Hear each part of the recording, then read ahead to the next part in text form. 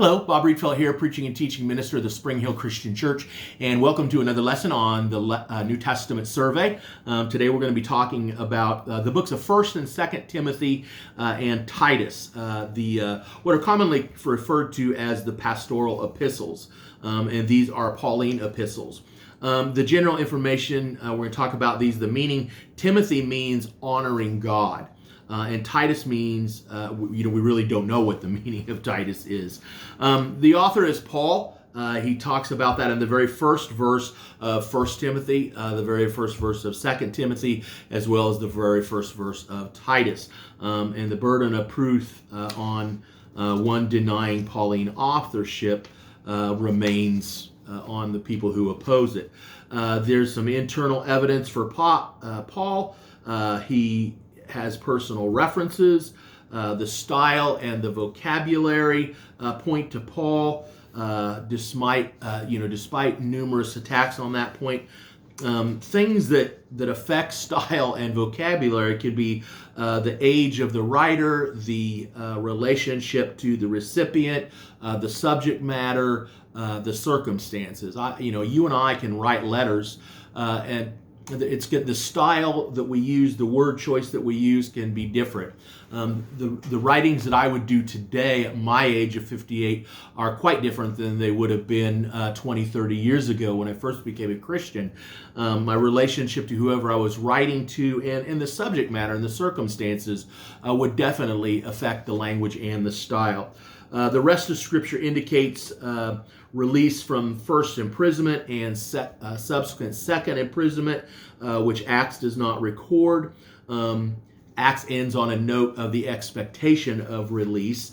The prison epistles expect release, Philippians 1:25, as well as Philemon verse 22. Clement of Rome in AD 90 through 100 says Paul traveled to limits of west with the gospel, possibly Spain, Romans 15:24 and 28. And the relationship of the author to Timothy and Titus is what we know from Acts and other Pauline writings. The date, 65 AD for 1 Timothy and Titus, and 67 AD, a couple years later, for 2 Timothy. Paul wrote them, there must be a second imprisonment in Rome after Acts chapter 28. Acts does not mention Paul going to Crete. Titus 1:5. There is no place in Acts to fit the journey mentioned in 1 Timothy 1:3, where Timothy is told to stay in Ephesus while the author went northwest from Ephesus toward Macedonia. The first journey did not go to Macedonia. The second journey, he entered Ephesus from the east, then went southeast towards Caesarea. His third journey, he came from Ephesus, went to Macedonia, but Timothy was not left in Ephesus. He went to Macedonia and Corinth. Picture of Paul in 2 Timothy is of a malefactor whose release is nowhere in sight. Chapter 2, verse 9, and he's ready to die. Chapter 4, verse 6. In Acts and the imprisoned epistles, the outlook is bright and hopeful. Acts ends approximately 61 to 63 AD, and Nero's terrible persecution begins in AD 64. Paul traveled from 64 to 66 AD, including Macedonia, Ephesus, and possibly Spain. 1 Timothy and Titus were written during these travels. 2 Timothy was written while in prison, and his death was approaching. The tradition of the early church says Paul died as a martyr in Rome in AD 68. The period that's covered is really not certain, but the purpose was to do what Paul couldn't do while he was in prison, to speak.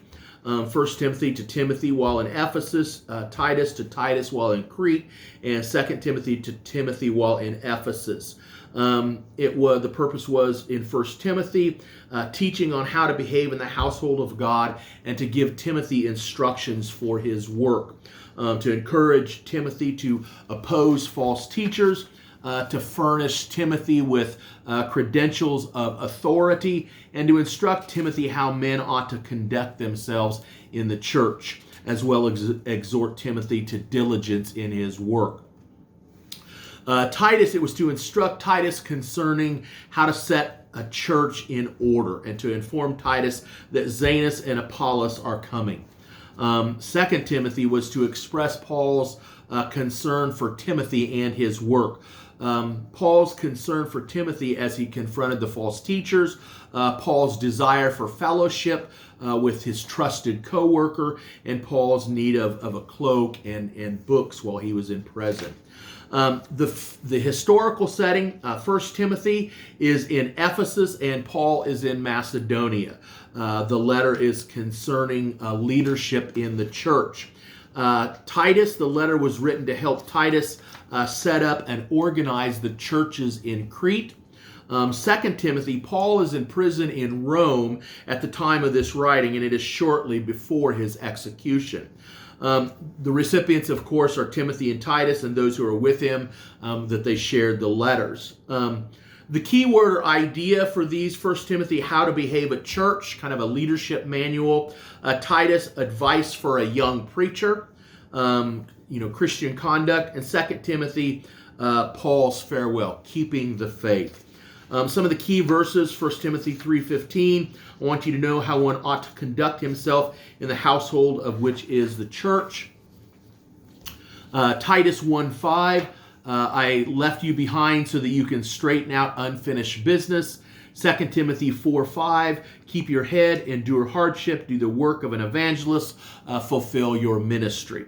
The key concepts in 1 Timothy is the church life, Titus, church life and evangelists, and 2 Timothy, reproduction. Do your work well so that others will continue to do it after you. 1 Timothy chapter 1 talks about sound doctrine. Chapter 2, successful worship. Chapter 3, simple organization. Chapter 4, stumbling blocks. Chapter 5, special conduct. Chapter 6, sage advice. And in Titus, chapter 1, set things in order. Chapter 2, a peculiar people. And chapter 3, regeneration and renewal. And then 2 Timothy, chapter 1, I know whom I have believed. Chapter 2, slop buckets or silver bowls. Chapter 3, the sacred writings. Chapter 4, preach the word. Some of the key verses in 1 Timothy 1, 12 through 17 are Paul's evaluation of self. 1 Timothy 3 and Titus 1, the qualification of elders. 1 Timothy 3, the qualification of deacons. 1 Timothy 2, the place of women in the church. 1 Timothy 4, 11 through 16, we have the advice for young preachers. 2 Timothy 2:15, study to show yourself approved. 2 Timothy 3:16 and 17, Scripture is inspired and it is profitable for teaching and preaching. 2 Timothy 4:1 through 5, preach the word. 2 Timothy 4:7 and 8, fought the fight, finished the race, kept the faith. Titus 2:11 and 4 through 14, Christian life. Titus 3:5, saved by mercy via regeneration. There's some personal information in there. In Timothy, we see his mother Eunice, his grandmother Lois became Christians before him. We see he's a child of mixed marriage, the father of a Greek, and so he has half Jewish and half Gentile. His hometown was Lystra. He was well liked and respected even as a young man in his home area. He was circumcised to avoid trouble with Jews unnecessarily. He was a beloved child of Paul, not physical, but a spiritual child. He was beset by frequent ailments, Paul's most trusted co-worker, and he seems to have a more reserved, timid personality. Titus, taken as a test case to Jerusalem meeting. He was a Greek. He was Paul's genuine child in the faith. He worked with Paul on a third journey, made several trips to Corinth with him, 1st and 2nd Corinthians, to get offerings for Judea. He seems to be a leader type, able to take orders and then go ahead on his own. We see in 2 Corinthians 8:16 and 17, he was appointed to carry money by the churches. That's an overview of the books of 1st and 2nd Timothy as well as Titus. And so I hope this has encouraged you and motivated you to read those books and to study them a little bit more on your own. And so I hope you have enjoyed this lesson as much as I have enjoyed presenting it to you. And I hope you have a great rest of the day and a great rest of the week. And may God bless you.